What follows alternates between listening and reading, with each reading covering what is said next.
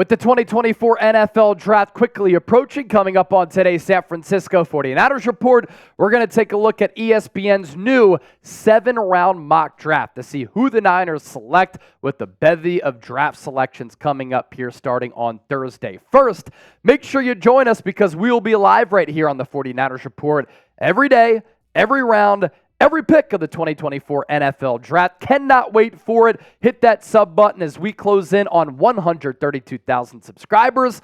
But our coverage doesn't stop with the draft. We keep you informed on all things Niners all year round. We appreciate the support. Jordan Reed's new NFL mock draft for ESPN. If you're not familiar with Jordan Reed, basically took over for Todd McShay as the number 2 draft analyst for ESPN next to Mel Kiper Jr. And he's put together a couple of good mock drafts so far throughout the draft process. And he has San Francisco going with the player who I actually had going to the Niners in my most recent mock draft. But I was first, I promise you. That's Kool-Aid McKinstry, the cornerback out of Alabama with the 31st overall pick. Here's what Jordan Reed had to say about the selection here. Finding a right tackle is high on the Niners' to-do list, but the best player available approach fits here too. Charvarius Ward, Deommodore Lenoir, both set to become free agents in 2025. So cornerback is a sneaky need in San Francisco, a severely underrated player throughout the pre-draft process. McKinstry has pro-ready technique. He allowed only 9 receptions on throws into coverage last year, and he had surgery for a Jones fracture in his right foot this offseason, but he is expected to be ready for training camp. But we've talked about Kool-Aid a little bit here on the show, and the pro-ready technique is definitely a thing. He is a very polished player as he pivots from playing at Alabama in the SEC to going to the NFL level. Pretty solid speed, running a 4.47 40-yard dash at his pro day on that broken foot. Solid size at 5'11", 199 pounds. Good balance, fluid hips. He can return punts. Really like the confidence that he has. Just a dog mentality where he's very confident in his ability to shut down wide receivers on the outside. Some people think his speed is just okay, but he had a great line during the NFL Combine where he said, if you have great speed, usually you show it off if you're getting beat. And he doesn't really have to worry about that because he did not get beat often. He missed no games throughout his college career at Alabama, so some people might be concerned about that Jones fracture. But again, he ran a 4.47 with that fracture in his foot. And at that cornerback spot, you are going to get beat. Just like in baseball, if you get a hit 3 times out of 10, you're a 300 hitter, you're a great player, right? You're still getting out 7 times out of 10.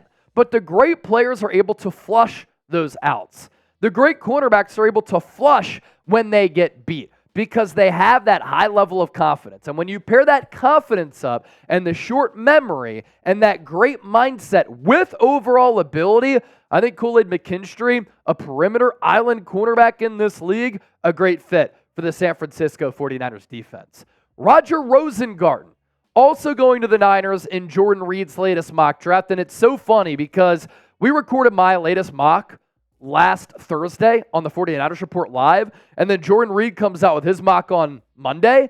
And I'm like, dude, me and you thinking the same thing. Kool-Aid at 31 overall. And then Roger Rosengarten with the 63rd overall pick. Maybe Jordan Reed checked out the 49ers Report. I don't know. Millions of people do because we're kind of popular over here. Jordan Reed on the Washington right tackle said this: Kyle Shanahan's scheme requires mobile blockers, and the balance and quick feet of Rosengarten make him an ideal fit. He could immediately compete with Colton McKivitz to start at right tackle. That is music to my ears, and it's music to a lot of people's ears. You know, it's also music to my ears, the ability and the potential that Rosengarten has. Now, I think he's a little bit too raw to be a first-round pick. I think that would be a little bit too early for him. But you talk about the size, you talk about the speed, the ability. 6'5", 308, 4.92 40-yard dash, the fastest among all offensive tackles at the NFL Scouting Combine. That's what Kyle Shanahan wants to see. He loves offensive linemen that can get out in space on those pull blocks in the run game and in the screen game. Light basketball feet, good hands to block and finish, a good climber in that screen game, He's been durable, started all 28 games his last 2 years. Not a massive lower frame, so sometimes he can lose his balance against edge rushers who can get some good leverage. Should he have returned? Mel Kiper said if he went back to Washington, could have been a top 10 pick in 2025, but this is also a very deep offensive tackle class. Has a lot of upside with a lot of development. In the first round, Roger Rosengarten, a little bit of a reach. In the second round, though, at 63 overall, if he falls that much, that right there, excellent value for a position of need for a player who can compete with Colton McKivitz, and down the road, maybe immediately, could be a very good player. Gave up no sacks last year for Michael Penix, protecting his blind side. Would you be happy with those two picks? H for happy, U for unhappy. Join the conversation. Share how you're feeling down in the comment section right now. Now we go to the 94th overall pick in the third round, and Jordan Reed has the Niners addressing another need, and that's defensive tackle. And it's Leonard Taylor III out of Miami. He is the type of upfield penetrator who would fit well in the Niners' deep rotation, Reed said. He had 27 TFLs for loss over 3 seasons. And the Niners kind of have a prototype that they look for in defensive tackles. Interior defensive linemen who have a quick first step, who can rush the passer, and are very agile and athletic. Now, they'll also have a couple of edge rushers who will play defensive tackle and mix and match inside, outside, and I like that because you want to give the offense a couple of different looks. Leonard Taylor, though, you look at what he's been able to do over the last 3 years. The TFL numbers did go down in 2023 from 10.5 to 3.5, but the pressure number's still really good with 21. And those pressure numbers the last 2 years, that is a combined 46 pressures in 22 games for the product out of Miami. Tanor Bortolini, the center out of Wisconsin, to the Niners with the 124th overall pick. And this is a player that is one of those day 3 guys who I think would be a good scheme fit for Kyle Shanahan and San Francisco.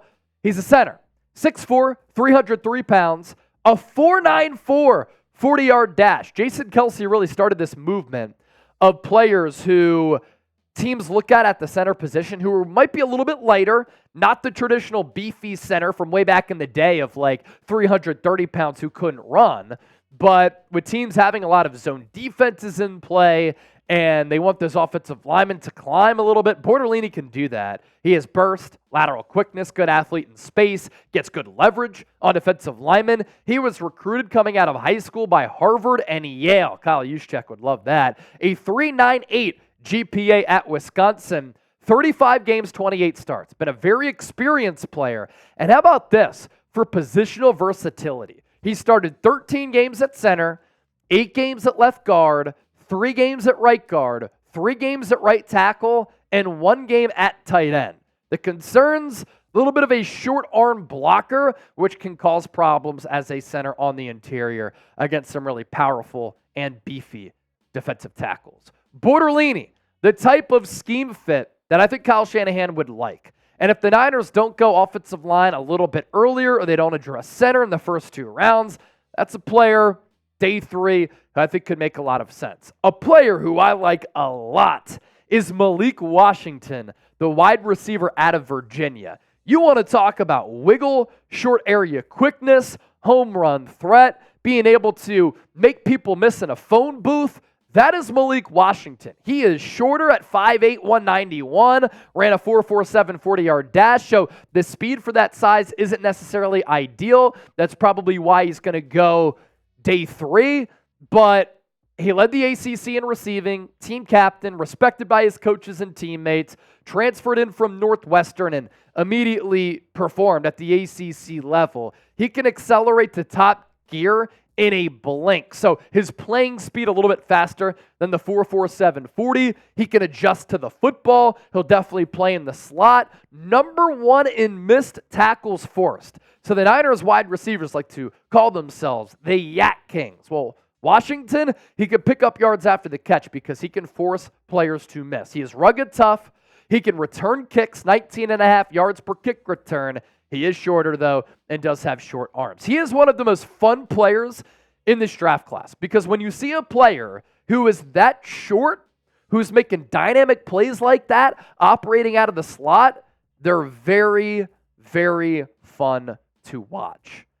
Now for the final 5 picks. You're going to like some of these. Jarvis Brownlee, the cornerback out of Louisville, 135 overall. Isaac Guerendo, running back out of Louisville, 176 overall. I've had Guerendo in a couple of my Niners mocks. He's tall with 4.3 speed and physicality.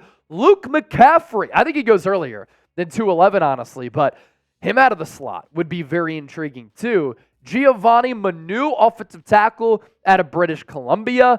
And then Zion Tupuola-Fetui, the edge rusher out of Washington. Hopefully I got that name right. So that is the latest ESPN 7-round mock draft. My final mock draft coming right before the NFL draft gets underway on Thursday. Grade this one, though. In the meantime, A, B, C, D, or F. We want to hear from the faithful. As always, thanks for watching the show, and we'll catch you soon.